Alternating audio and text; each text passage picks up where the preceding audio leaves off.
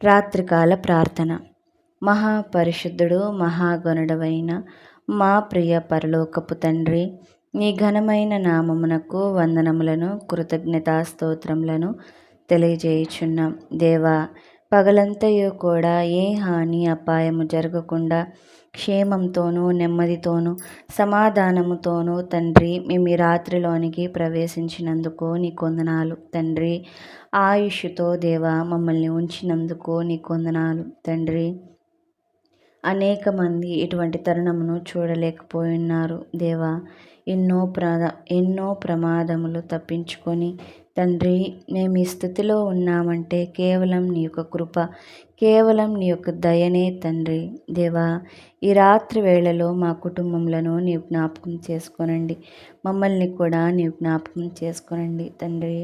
మా కుటుంబములను నీవే సంరక్షించండి.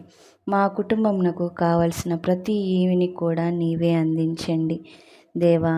ఈ రోజున తండ్రి అనారోగ్య పరిస్థితుల్లో ఉన్నవారిని నీవు జ్ఞాపకం చేసుకునండి. ఆరోగ్యమును దయచే, ఆనందమును దయచే, క్షేమముతోనూ నెమ్మదితోనూ సమాధానంగా వారిని మీరు ఉంచండి తండ్రి. ఈ లోకంలో దేవా పేదవారు ఉన్నారు, ధనికులు ఉన్నారు తండ్రి. దేవా, పేదవారు తండ్రి కంట్లో నలుసుపడిస్తే తీసుకోలేని పరిస్థితి తండ్రి.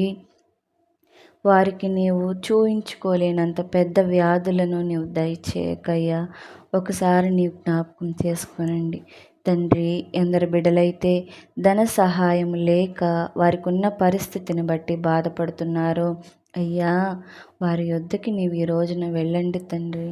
వారిని ఒకసారి నీవు జ్ఞాపకం చేసుకునండి తండ్రి. వారి పరిస్థితి రెక్కాడితే కానీ డొక్కాడన పరిస్థితి. అటువంటి పరిస్థితిలో ఉన్నవారు తండ్రి ఎలా చూయించుకోగలరు దేవా? ఒకసారి నీవు జ్ఞాపకం చేసుకోనండి తండ్రి. వారికి ఆరోగ్యమును క్షేమమును దయచే. అలాగే తండ్రి వివాహం కాక బాధపడుతున్న వారిని నీవు జ్ఞాపకం చేసుకోనండి. మంచి భాగస్వామిని వారికి దయచేసి వివాహము ఘనంగా జరుగుటకు నీవు సహాయమును దయచే దేవా. వృద్ధులని నీవు జ్ఞాపకం చేసుకోనండి. పసిబిడ్డల్ని నీవు జ్ఞాపకం చేసుకోనండి తండ్రి. యవనస్తుల్ని నీవు జ్ఞాపకం చేసుకోనండి. ప్రతి ఒక్కరిని కూడా ఈ రాత్రి వేళలో నీవు జ్ఞాపకం చేసుకోనండి దేవా.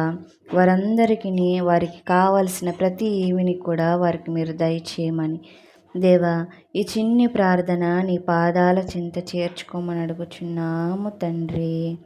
Amen, amen.